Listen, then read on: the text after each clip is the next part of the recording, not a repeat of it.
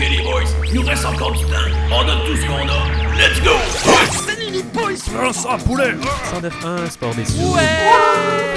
Ici Charles Tibert qui vous dit... De retour au World Mime Spike. Yes, fils de chien! Yes, de chien! Ok, fini là! Match nul!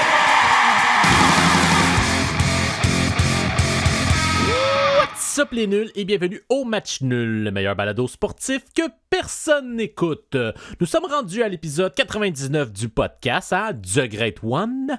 Je sais qu'on est rendu dans les faits à 129 épisodes, toutes les niaiseries de Match Nul confondues qu'on a fait, et quelques-uns des épisodes qui étaient des fillers, comme on dit dans le jargon du métier, mais on est tout près de mon objectif initial en partant à l'aventure de Match Nul, c'est-à-dire se rendre à 100 épisodes. Mais on aura le temps d'en parler la semaine prochaine quand ce sera le 100e. Pour l'instant, on va commencer cet épisode-là. Bon, là, je vais condenser les 3 intros que j'ai faites dans l'épisode d'avril dernier sans jamais faire la dite chronique que je tentais d'introduire. Alors, on va se concentrer sur les mythes sportifs. Oui, on va se la jouer comme la meilleure vieille émission, Mythbuster, ou les stupéfiants pour les gardeux à Z-Télé. On va démystifier des mythes dans le monde du sport. Tu sais, la vie en général est remplie de mythes, et le monde du sport n'est pas épargné. Mais personne prend le temps de vérifier si ces 10 mythes sont véridiques ou non. Tu sais, les phrases toutes faites comme « les athlètes sont surpayés »,« la défense gagne les championnats » ou « les matchs sont gagnés sur le terrain ». Y a-t-il des faits derrière ces affirmations ou c'est juste des quiproquos d'hurluberlus? Voilà pourquoi on va se mettre à les démystifier dans notre nouvelle chronique « Buster des mythes du sport ». Buster des mythes sportifs! Avec rigueur! Aujourd'hui, on se concentre sur l'éternelle phrase creuse qu'on entend à chaque année par les simili-experts, tous sports confondus. La défense gagne des championnats. Le vieil adage qui veut que les équipes qui excellent à contrer l'adversaire remportent plus souvent qu'autrement les championnats. Mais on peut se poser la question quand même. Est-ce que la défense gagne véritablement des championnats? C'est une phrase un peu niaiseuse à la base, car gagner un match ou une série veut souvent dire que tu as alloué moins de points que l'autre équipe. Donc, nécessairement, c'est eux qui gagnent les championnats. Serait ça ou on fait juste répéter cette phrase-là qu'on a entendue de quelqu'un qui l'a répété à son tour d'une autre personne assise au bar avec quelques bières en trop? Pour commencer, on va aller à la base. C'est quoi une défense? Selon l'encyclopédie libre et notre ami de toujours, Wikipédia, la défense est la réaction d'un être destiné à réduire ou annuler ce qu'il perçoit comme une agression. Dans le cas du sport, la défense réagit à l'attaque. Suivant cette logique, la meilleure défense devrait donc être celle qui réagit le mieux à l'attaque. Mais avant de répondre à notre mythe, il va falloir se mettre des paramètres pour évaluer l'efficacité d'une défense. Et là, on ratisse large et on prend tous les sports. Et quand je dis tous les sports, je parle bien sûr des 4 sports d'Amérique du Nord, le baseball, le hockey, le football et le basketball. Donc, il faut savoir si l'équipe qui gagne le championnat de la Ligue était l'une des meilleures défenses cette année-là. On sait que c'est une vieille expression, donc on va regarder chacun des champions des 56 dernières années et on va voir s'il y avait la meilleure défense, c'est 10 champions. D'ailleurs, comment évaluer si l'équipe a une des meilleures défenses? Pour ce faire, nous allons vérifier si l'équipe a fini dans le top 5 pour une ligue à 30 équipes au niveau des points, /buts, /paniers alloués, l'année qu'elle a gagné son championnat. Et si c'est le cas, ça prouvera hors de tout doute que la défense gagne des championnats. Et je sais que je vais pas prendre le top 5 de la LNH quand il y avait juste 6 équipes, ça sera un peu cave de ma part. Donc, ça sera l'équivalent d'un top 5 pour 30 équipes pour les 6 équipes. Fait que le top 1. Je sais que c'est cave, mais c'est ça. Mais ça prend du temps calculer tout ça. Donc, on a envoyé notre équipe B pour démystifier un autre mini-mythe sportif, l'efficacité de la barbe des séries. Je sais, on est concept. J'ai pas vraiment eu le temps de traduire le tout, donc il va falloir faire avec la traduction française faite en un après-midi dans le sous-sol d'un studio de télé.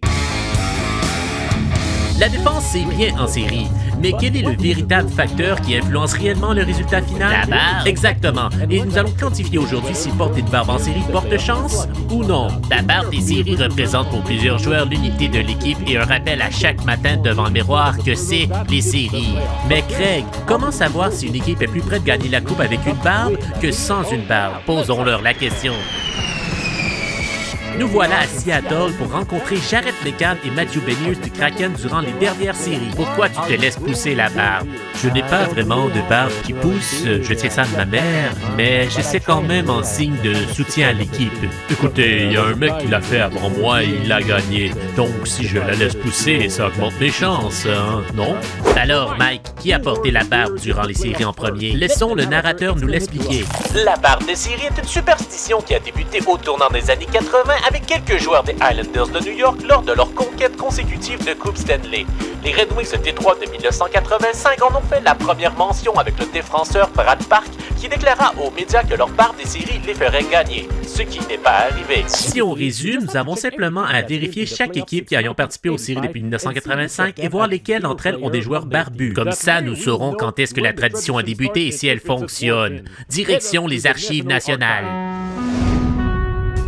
En fouillant dans les photos des équipes championnes de la Coupe Stanley, on se rend compte d'une chose. Le phénomène où toutes les équipes laissent pousser sa barbe n'apparaît que pour la première fois en 2004. Il y a eu quelques joueurs ici et là dans les équipes précédentes, mais pas assez pour dire qu'il y a une tendance assez claire. Et depuis 2008, chaque équipe porte tous la fameuse barbe des séries. Toutefois, on a peu de photos d'équipes éliminées, et ceux qui éliminaient plus tôt n'ont pas forcément eu le temps de faire pousser leur barbe.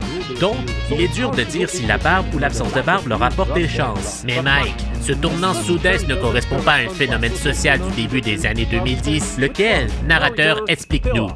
Auparavant, la mode était que les hommes devaient être rasés nets, mais au courant des années 90, la barbe de 3 jours a gagné en popularité. Puis, au début des années 2000, le phénomène hipster, qui va à contre-courant de la culture de masse, apparaît. Ce mouvement permet l'acceptation sociale du port de la barbe chez les hommes au tournant des années 2010, avec une augmentation des ventes des produits hygiéniques pour la barbe. Voilà ce qui explique pourquoi les équipes ont commencé à porter la barbe en 2008. Elles suivaient simplement les tendances. Au final, est-ce que la barbe des séries porte chance à l'équipe qui l'emporte? Il faut croire que oui, car plus elle est longue, plus tu es rendu loin dans les séries. Alors porter la barbe en série à présent mène assurément à la Coupe Stanley, surtout si tu es dans l'équipe championne. Le mythe est donc confirmé. Confirmé. Bon, au final, ça m'aura probablement pris plus de temps à faire la traduction française que juste de le faire en français. Mais voilà, maintenant, nous le savons. Revenons donc à notre mythe principal, la défense qui gagne des championnats. Et on va commencer par la ligue qui nous intéresse le plus, la LNH. Il est arrivé 26 fois sur 57 Coupes Stanley qu'une des défenses dans le top 5 de la ligue l'a gagné. On se rappelle que le top 5 a été ajusté selon le nombre d'équipes dans la ligue durant la saison comptabilisée. J'utilise le terme top 5 pour que ce soit un peu plus clair dans mon discours. Cela équivaut donc à 46% des coupes remportées. Quant à l'attaque, c'est 31 fois sur 57 pour un pourcentage de 54%. On pourrait donc conclure rapidement que l'attaque prime sur la défense et fermer la shop et aller faire d'autres niaiseries dans le podcast, hein, right? On pourrait être plus pragmatique aussi et seulement compter la meilleure défense et la meilleure attaque de la ligue, donc celle qui se classe au premier rang. Dans ce cas-ci, la défense numéro 1 a gagné 15 coupes, alors que l'attaque numéro 1 en a gagné 10.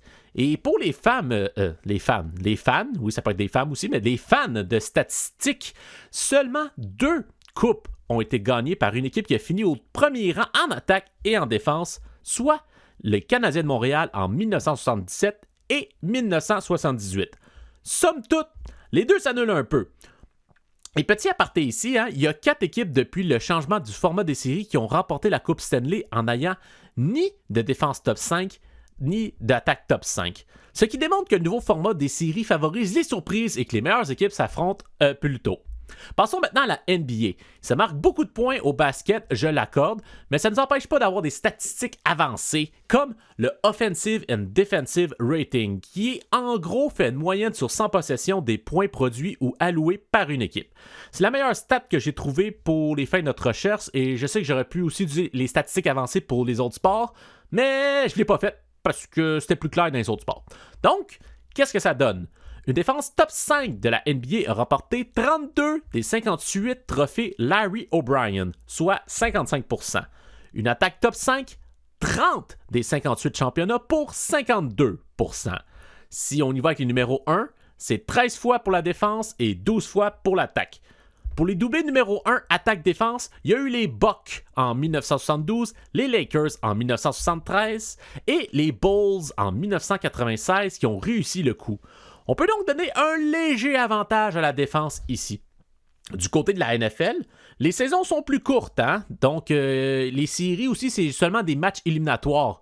Donc, une contre-performance peut changer ton classement au niveau de la défense et de l'attaque, surtout durant la saison, car au match éliminatoire, t'es éliminé si t'as pas été bon dans ce match-là. Alors, une défense top 5 de la NFL a remporté 32 des 58 derniers Super Bowls, pareil à une attaque top 5. Oui, les deux en ont gagné 32. Les numéros 1 vont départager encore. La meilleure défense a gagné 14 Super Bowls contre 11 pour la meilleure attaque. Et c'est seulement les Dolphins de 1973 et les Packers de 1997 qui ont réussi l'exploit d'avoir les meilleures attaques défense de la Ligue, remporter un championnat. Encore une fois ici, c'est tout de même équivalent, mais un léger avantage à la défense encore une fois. Terminons donc avec le baseball de la MLB. 28 équipes avec une défense top 5 ont remporté une série mondiale sur les 56 disputées pour 50% contre 27 équipes avec une attaque top 5 pour 48%.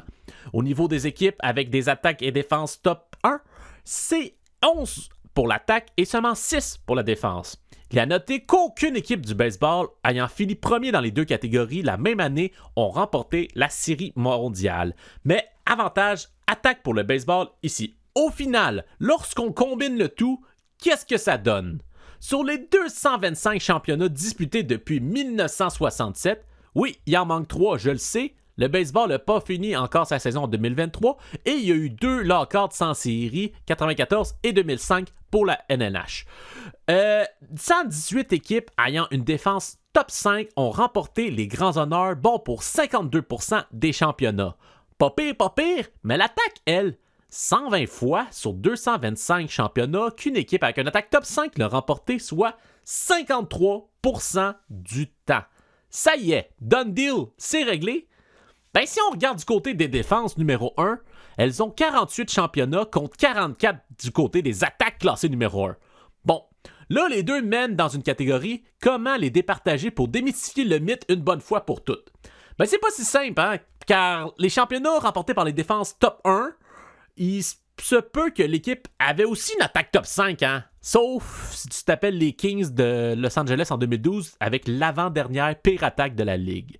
Donc, les équipes avec la meilleure défense sans l'aide d'une attaque top 5 ont gagné 28 championnats sur les 225 et les équipes avec la meilleure attaque sans une défense top 5 en ont gagné 28 aussi. Ah, OK, on n'est pas plus avancé, hein, mais en tout cas. Au final, ce qu'il faut constater ici, c'est que sur les 225 championnats gagnés depuis 1967, seulement 37 d'entre eux ont été remportés par une équipe qui n'avait pas de défense top 5 ni d'attaque top 5 dans leurs ligues respectives.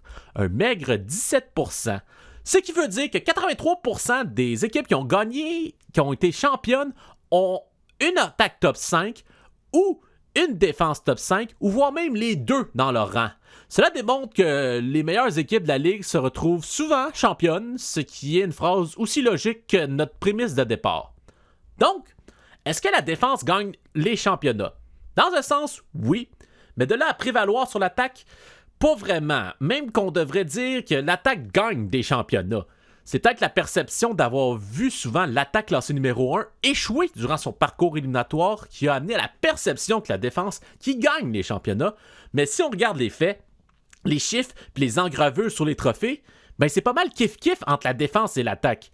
Même si on regarde les championnats de défense numéro 1 contre ceux des attaques numéro 1, 48 à 44, c'est 4 de différence. Ça peut sembler un bon écart, mais ça fait 1 de plus par ligue. Donc, ça revient pas mal équivalent. Ça veut dire, mettons, c'est 11 à 10 pour chacune des ligues. Puis si tu additionnes ça ensemble, ça fait 48 à 44. Fait que c'est quand même, c'est kiff-kiff, là. Il faudrait revoir l'expression pour qu'elle soit un peu plus dans le style de la défense gagne les championnats, mais aussi l'attaque, parce que dans le fond, là, les bonnes équipes gagnent les championnats. C'est un peu le plus long à dire, comme toute vérité, donc probablement que l'expression ne changera pas. Mais nous avons au moins démystifié le mythe et qui est classé comme plausible. Plausible. Voilà la fin de notre segment démystifier les mythes sportifs. On va faire une petite pause, question que j'aille me retrouver d'autres mots à dire que défense, attaque et top 5. Et au retour, on s'amuse à classer des affaires sportives. C'est plus intéressant que la manière qui s'est sortie de ma bouche, là, promis.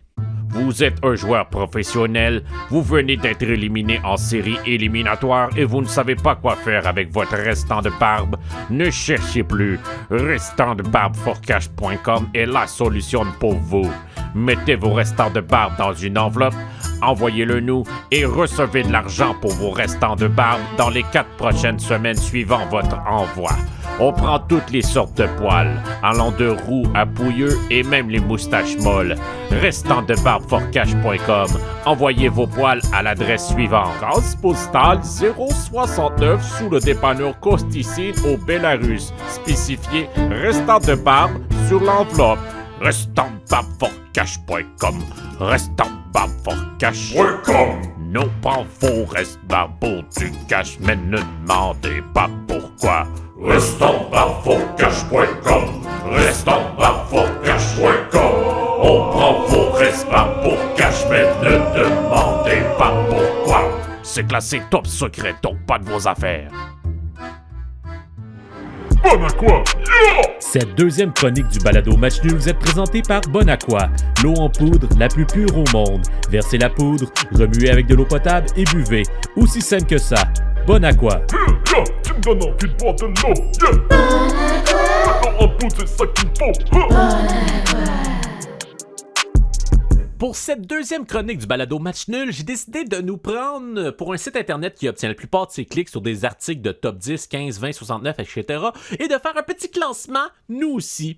J'hésitais entre faire un top 3 ou un top 5, hein, parce que j'aime les top 5. Donc, on va faire un top 3 de top 5. Ouais, on est toujours en train de tout révolutionner, de nous rendre tout trop compliqué pour rien ici au Match Nul. Le concept est simple. J'ai 3 sujets pour faire un top 3 avec chacun d'entre eux, et dans chacun de ces top 3-là, je vais faire un top 5 à l'intérieur de celui-ci. Déjà perdu, c'est pas bien grave, hein? Fais juste écouter les mots sans prendre le temps de comprendre de ce qui les relie entre eux. Le sujet qui englobe les 3 top 5, les ligues professionnelles de sport en Amérique du Nord, soit le hockey avec la LNH, le soccer avec la MLS, le baseball avec la MLB, le football avec la NFL et le basketball avec la NBA. Allez, premier top 3. Top 5 des ligues avec les logos les plus cool.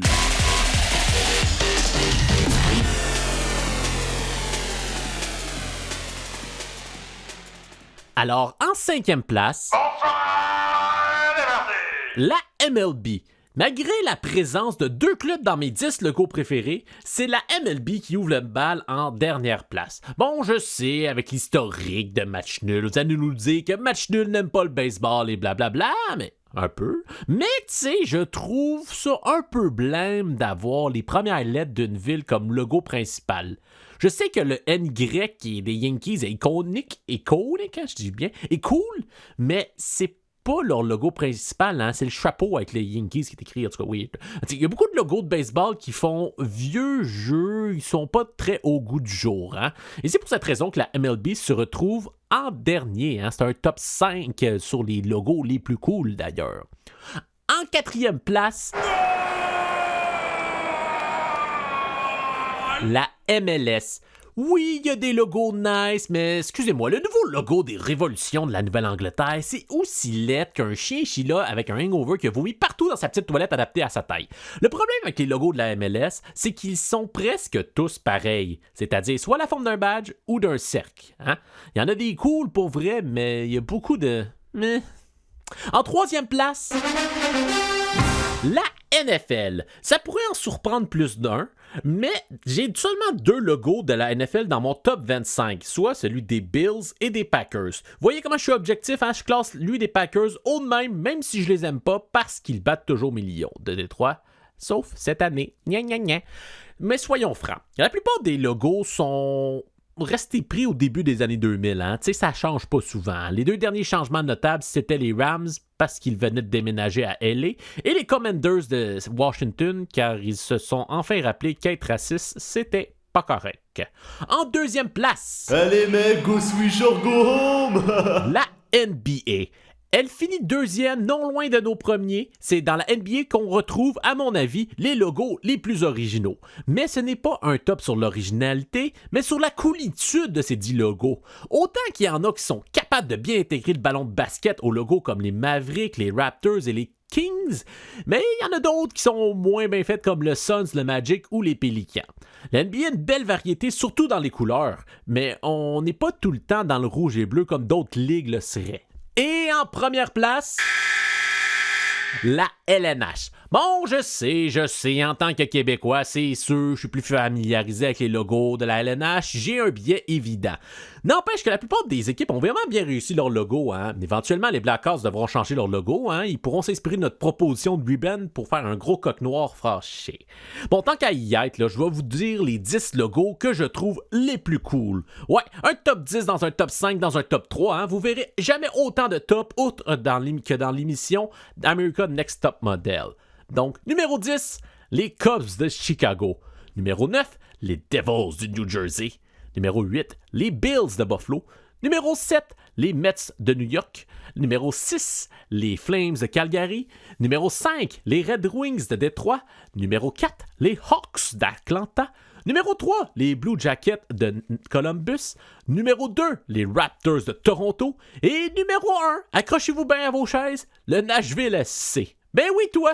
Haters gonna hate, hein? Si vous n'êtes pas d'accord, ben faites votre propre classement ou podcast pour me réfuter. Et tant qu'à parler de haters, voici ceux que je trouve les 3 pires. Numéro 3, le Révolution de la Nouvelle-Angleterre. 2, les Browns de Cleveland. Et 1, les Red Sox de Boston. Hein? C'est-tu assez laid, une paire de bas comme logo? En tout cas, pensez à ça, là. Maintenant, on va passer à notre deuxième top 3. Top 5 des ligues la plus conservatrice.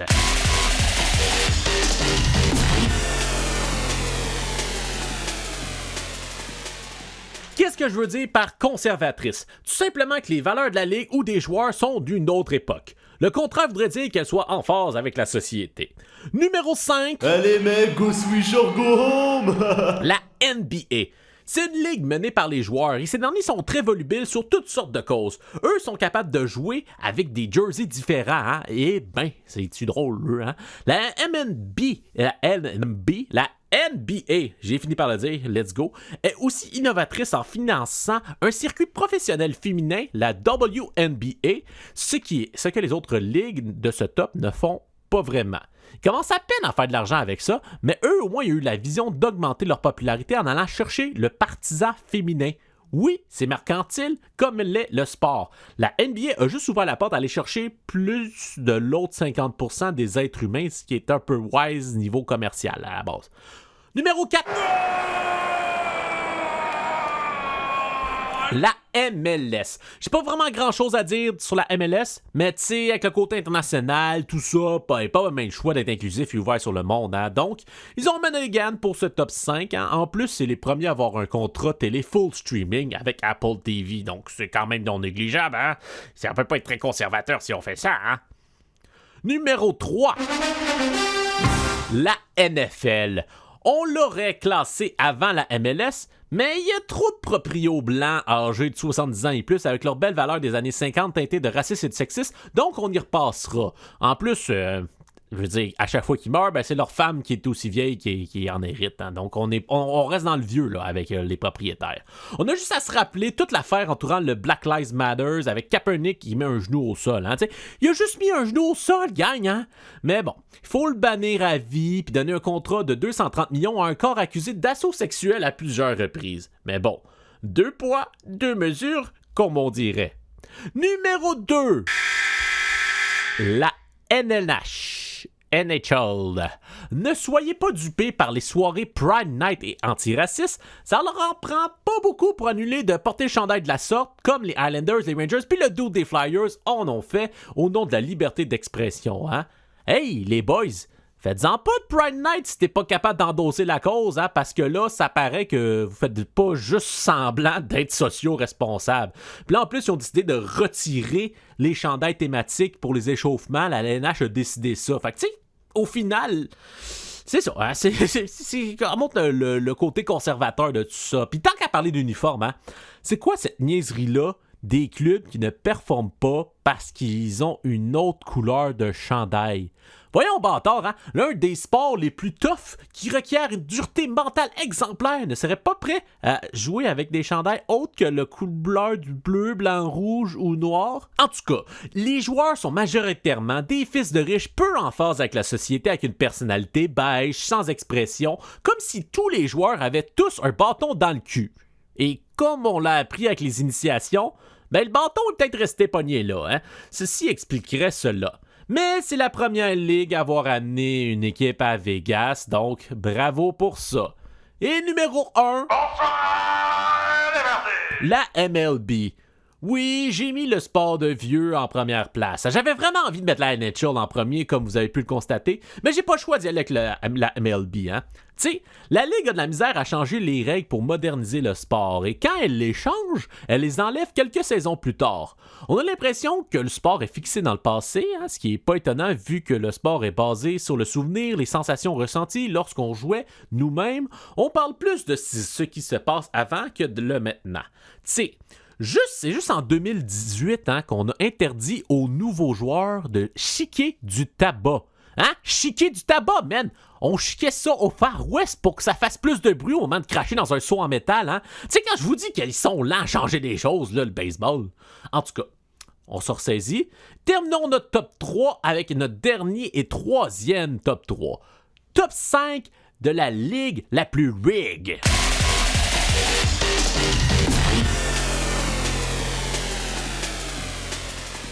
Rig, pour ceux qui ne sont pas familiers avec le langage d'Internet, c'est arrangé ou corrompu selon votre degré de cynisme envers la société. Vous allez voir que plus on avance dans le top, plus ça va jaser d'arbitre. C'est drôle, hein? C'est indéniable. Rig égale arbitre pourri. Alors, 5e position, la LNH. Le hockey est un sport beaucoup trop imprévisible avec plusieurs impondérables du genre la rondelle qui dévie à cause d'un bout de glace trop gros sur la glace puis ça amène à une bataille générale dans le coin. Tu sais, la seule manière qu'on pourrait vraiment rig la partie, ça serait avec les gardiens qui décident d'être moins bons sur un tir, mais même là, on sait jamais comment la rondelle va réagir dans son parcours jusqu'au but. 4e position. Allez mec, go Swish or go home. La NBA. Un peu comme la LNH, c'est un peu dur hein, à rig le basketball. Sur les lancers francs peut-être, mais c'est une ligue menée par les joueurs. Donc la seule raison d'être une ligue corrompue, ça serait que les joueurs soient dans le monde des paris sportifs et ou de la mafia. Ils sont encore en couple ces deux-là selon mes dernières infos. 3e position. La MLS. Au soccer, c'est quand même assez facile à ranger un match.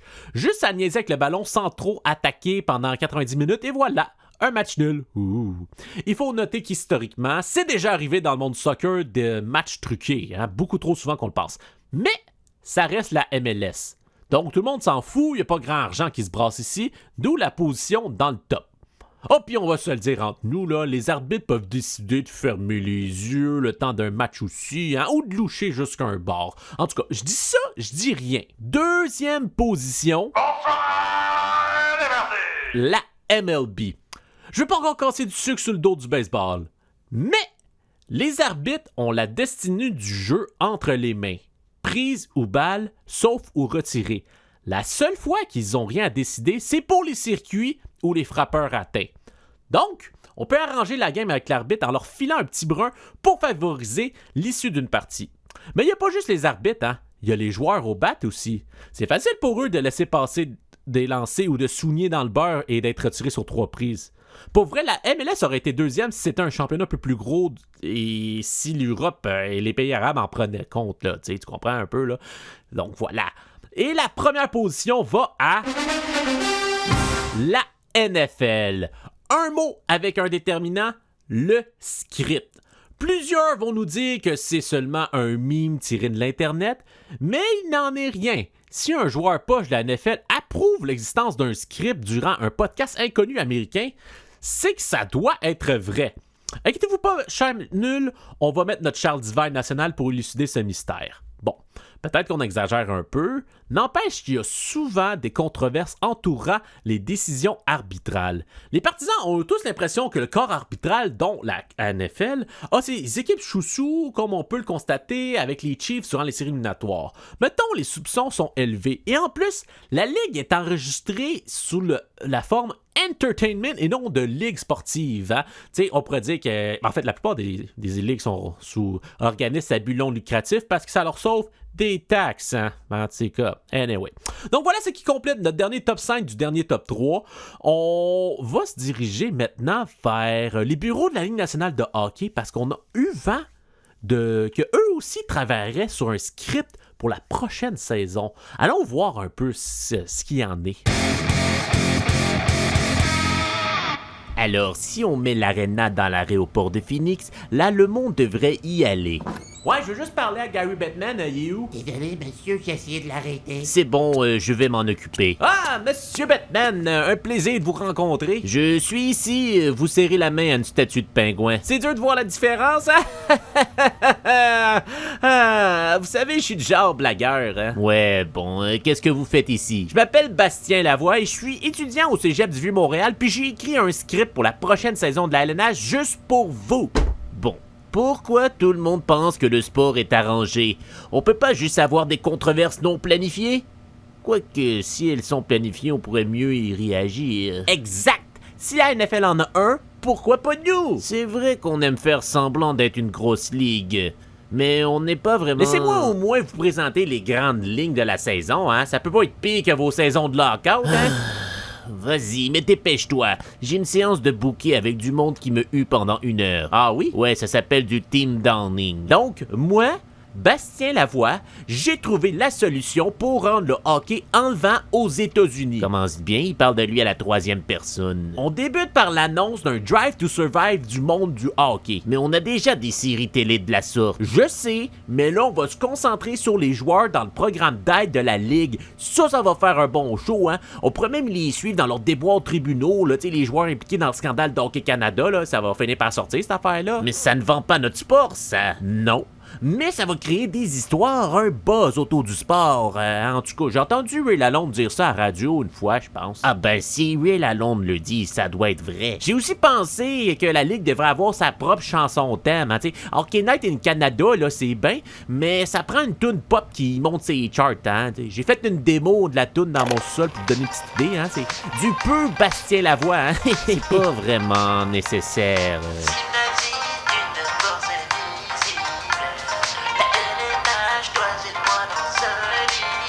Ça va être correct, je vais l'écouter dans l'auto tantôt. Mettez le son fort, hein, pour que les autres entendent. Là, votre script parle pas ben de hockey, mon cher cégepien dû pour une douche. J'y viens. Juste avant le début de la saison, Connor McDavid est porté disparu. Où est-il? Où est la plus grande vedette d'hockey? Veut-il quitter le Canada? Le sujet sera sur toutes les lèvres des stations sportives. Et puis, on va le retrouver après 4 matchs de l'équipe. Hein. Il était juste perdu dans la savane, la prairie canadienne. C'est tout.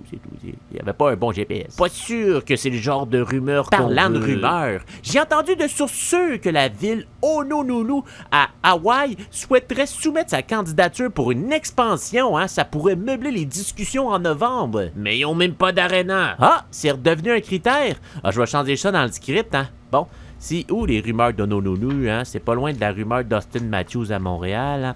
Ah, il pense Bastien Lavoie. Seriez pas parent avec un certain Renault par hasard? Non, pourquoi? Ah, pour savoir, vu que la rumeur faisait pas tant de sens. Ah oui, puis là, début janvier, paf! Les Russes peuvent plus jouer dans la Ligue. Oh, pas à cause de la guerre en Ukraine. Non! C'est à cause d'une commandite LGBTQ durant le match des étoiles. Ça les a mis mal à l'aise, donc ils ont décidé de boycotter le reste de la saison. Je suppose que ça finit avec la coupe qui revient au Canada, ton histoire. Ah, j'avais pensé à une fin plus punchée, genre une coupe gagnée à la maison par les Coyotes d'Arizona. Disons pas plus, tu m'as convaincu, on va utiliser ton script. Janie, photocopie-moi ça et envoie-le à tous les DG. Ici, au match nul, on ose faire différent. Puis le Canadien là-dedans. Des sujets originaux qui couvrent tous les sports. Ouais, mais les Canadiens... On parle de ce qu'on ne parle pas ailleurs. Ah, fait que pas de Canadiens. Match nul, la Mais balado... ils vont aussi faire série. Ok, on a compris. Voici enfin le segment où on parle des Canadiens de Montréal en 5 minutes. Analyse, débat, opinion, discussion, confrontation, gestion d'entrave, ligne ouverte, ligne fermée, ligne orange, alouette. Non, pas d'alouette, ni de club de foot, juste les Canadiens de Montréal. Le Canadien en 5 minutes. C'est là. Le Canadien de Montréal, le club des deuxièmes chances, avec un point d'interrogation. Je me pose la question parce que là, depuis le début de l'ère Kent Hughes, on a acquis plusieurs, projets qui avaient comme pas tant levé ailleurs. Donc je me dis, est-ce que le Canadien est rendu le club des deuxièmes chances? Non loin de dire que c'est un problème, mais c'est une tendance que je remarque. On va aller voir rapidement. On a Kirby Dach, qui était à Chicago en 2019, repêché, première ronde, le 3e choix au total. Ça n'a pas tant marché à Chicago, mais regarde, il y a une deuxième chance ici, puis là, ça a bien fonctionné, fait que tant mieux. Il y en a un autre de Chicago qu'on a été chercher, de même repêché en première ronde, 27e pour être précis, en 2018, Nicolas Baudin. Lui, pour l'instant, il remplit un chandail à Laval. On en a 2 qu'on a été chercher au Colorado. Maintenant, on a le plus récent, Alex Newhook, repêché en 2019 en première ronde, 16e au total. Newhook, lui aussi, il a joué avec McKinnon, puis ça allait correct. C'était honnête, comme on pourrait dire. Puis là, il s'en vient ici à avoir une deuxième chance. C'est ça. On en a un autre aussi, un défenseur, on est chez le Colorado, repêché en 2020 en première ronde, 25e au total, Justin Barron, et qui est passé en ligne américaine, excellent américaine, mais là, il y a de la misère en avant. En tout cas, anyway, de toute façon, il y a l'excuse qui a été blessé, on va lui donner ça. Puis parlant de blessé, on a été en chercher un l'an passé, Sean Monahan, repêché en 2013, 6e choix au total en première ronde. Là, lui, ça fait un bout qu'il est là par contre, là, mais il y a eu des bonnes saisons de 80, fait qu'on peut pas dire qu'il n'y a pas eu de chance, mais le problème, c'est qu'il est blessé. Fait que là, on peut donner un petit joker, là, c'est correct. On a été chercher Denis Gourianov, mais là, il est parti, là, fait que là, ça compte plus, fait que j'en parlerai pas. Mais là, récemment, on a été chercher Lias Anderson, un 7e choix au total en première ronde, repêché par les Rangers en 2007, qui est déjà rendu à sa 3e équipe. Fait que tu vois, lui, c'est pas le club des deuxièmes chances, c'est le club des 3e chances. Il y a aussi Nick Suzuki, mais lui, c'est juste parce qu'il a été repêché par Vegas, mais il n'a jamais joué pour Vegas, fait que ça compte pas vraiment. Donc, ça nous fait, on va dire, 1, 2, 3, 4, 5, 6 joueurs dans l'alignement. Puis je vais être gentil, je vais mettre Baudin puis Anderson dans la ligne américaine. Donc, ça fait 4 joueurs dans l'alignement sur les 20 qui sont à leur deuxième chance dans la Ligue nationale. C'est qui correspond au 5e de l'équipe, à peu près. C'est quand même pas mal. C'est ça le 5e? Attends, 12, 6... même pas, c'est plus que ça. Non, c'est ça. En tout cas, anyway. Donc, ça fait quand même une bonne fraction de l'équipe. Et est-ce que c'est mal, ça? Ben non. Ben, tu sais, s'ils font la job et ils sont capables de saisir leur deuxième chance, c'est bien. Par contre, si on commence à avoir du monde qui prennent leur deuxième chance, mais qui ne la prennent pas, là, par contre, on risque d'avoir un peu d'être dans le trouble. Mais en même temps, si notre but, c'est de continuer à tanker, c'est pas mal la solution. Mais en même temps, on doit se dire, d'après moi, la stratégie, c'est d'avoir le plus de joueurs qui ont été repêchés en première ronde, comme ça, puis qui ont joué un peu dans la LNH, comme ça, tu peux te sauver une année ou deux de travail avec tes joueurs que tu as repêchés toi-même en première ronde. Fait que tu bypasses un peu le système. Tu sais, Kirby Dach, tu le rajoutes dans l'équipe en 2022. C'est 2022, ouais, ça passe bêta.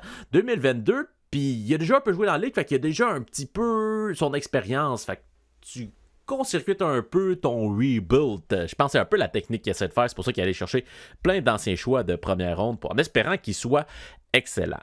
Mais, en tout cas, est-ce qu'on peut donner l'étiquette de club deuxième chance aux Canadiens de Montréal? Je ne crois pas encore. Là, ça en prendrait au moins... Mettons si la tendance continue encore des transactions cette année avec Kent Hughes, là, ça peut être une étiquette intéressante. Mais là, pour l'instant, ça reste qu'un fait cocasse qu'un podcast peut écouter vous relate. Hein? Donc, voilà. C'était tout pour le Canadien en 5 minutes. J'ai le temps de faire une conclusion. Donc, sur ce, à la prochaine. Ciao!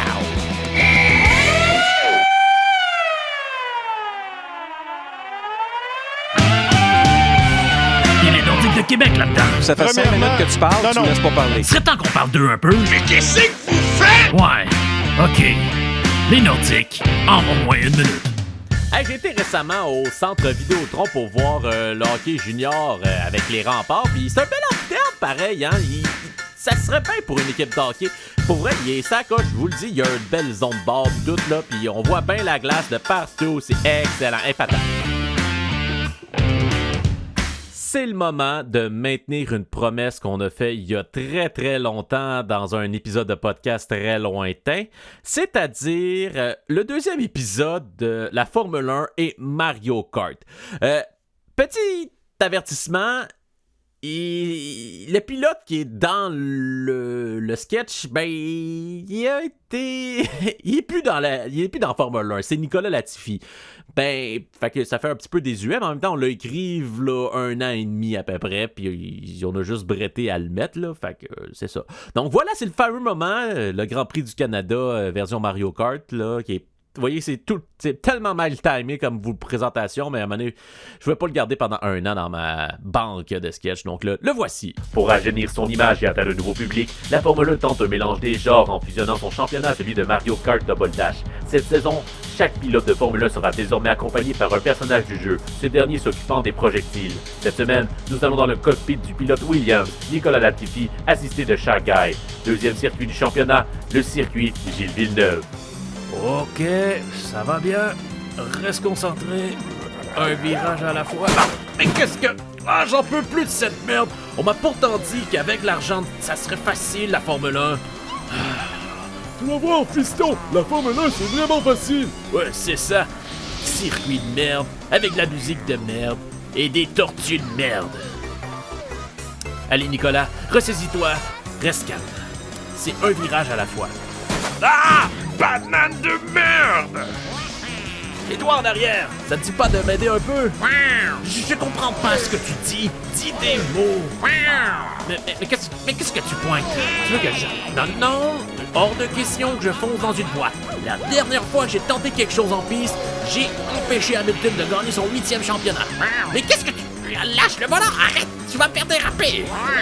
Merde, j'ai perdu un verre de contact. Une chance que j'ai le père en arrière. Allez, petit bonhomme, prends le volant, je vais te trouver. Bon, où est-ce que j'ai mis ça? Ici? Non, j'ai mis dans la pochette. Ici, merde. Où est-ce que j'ai mis ça? Ah, j'aurais encore mon verre de contact s'il n'y avait pas autant de nids de poule sur la piste. Ah, ça y est! Tiens, bon petit, je mets ma lentille, je reprends la place. D'accord, j'ai ma lentille. Merci, petit bonhomme. Oh, mais j'ai gagné! J'ai gagné! Oh, je suis le meilleur! Je suis le meilleur! T'as vu, petit? Ça, c'est de la conduite. Faut croire que, après tout, j'ai du talent. C'est tout pour l'épisode 99 de Match Nul. C'est le 100e le mois prochain. On est excités, on a plein de choses à préparer pour vous. Des invités, des retours, des surprises, puis d'autres affaires. Vous allez voir, ça va être sous. Mais pour l'instant, on vous dit au revoir et au prochain épisode du Match Nul.